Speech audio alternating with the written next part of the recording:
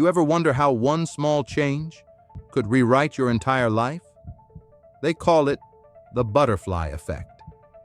The idea that something as small as a butterfly flapping its wings could cause a hurricane halfway across the world. But what if that butterfly was one of your own regrets? What if you could go back and undo the one thing that hurt you most? Would you be happy, even if it changed something else? Let me tell you a story. Her name was Ayana, and the day it happened was the day she stopped laughing. She and her little sister had just left a late movie. Ayana was driving, tired, distracted. They were singing in the car. Then, a flash of headlights, a crash, and when the spinning stopped, her sister was gone. She never forgave herself. Years passed, but the memory didn't. It stayed behind her eyes, in her throat, in her silence, until one night she broke. She pulled over on the side of the road, hands trembling on the wheel, and whispered, "God, if you love me, take me back. Undo it. Give me one life where this never happened." And somehow, he did. She woke up in her room. Same ceiling, same sun, but something felt different. Then the door burst open. Her sister, alive, laughing, yelling about breakfast. Ayana froze. Tears hit the floor before her knees did.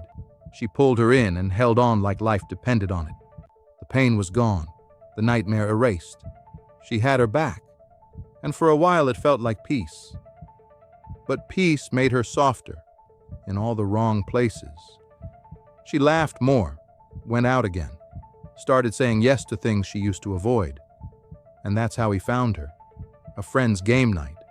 She wasn't even supposed to be there, but she said yes, because life had finally been kind to her.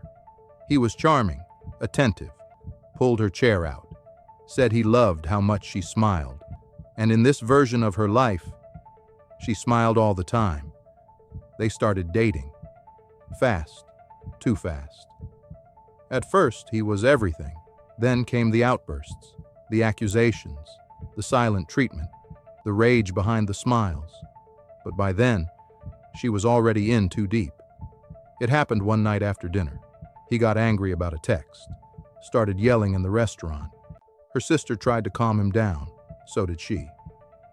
They left early. All four of them got in the car.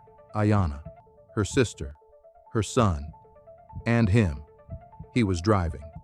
Fast, swerving, yelling over the music, slamming the steering wheel every time she said, "Slow down." Then, it happened. A truck ran the light. He didn't brake in time. Metal twisted. Glass shattered. The world flipped. And when it stopped moving, her world stopped with it.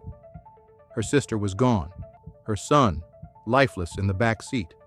Her man who caused it all, dead behind the wheel. She was the only one who survived.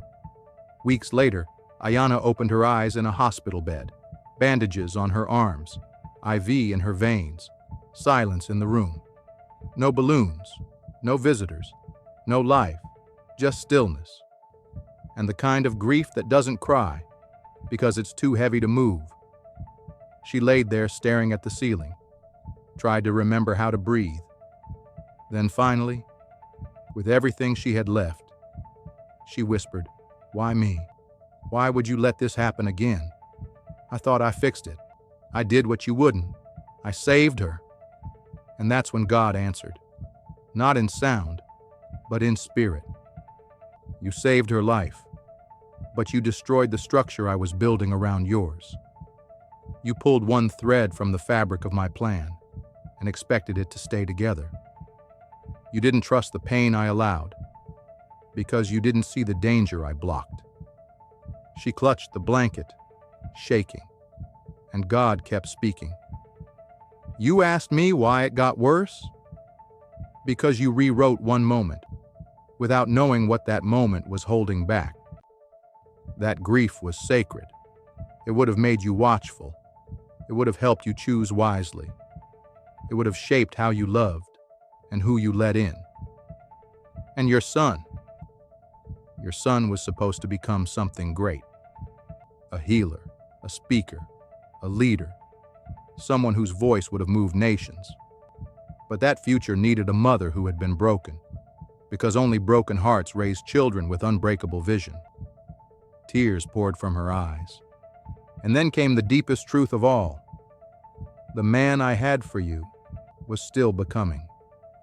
But the version of you I was creating, through pain, would have recognized him, would have been ready for him. But you traded that version for comfort. And in doing so, you didn't avoid pain. You invited a storm I was never in. Then God said, "Next time you feel like playing God, try trusting me first." This is the quote room, where words wake minds. Some things don't need a reaction, just reflection. Just a few thoughts I had on my mind.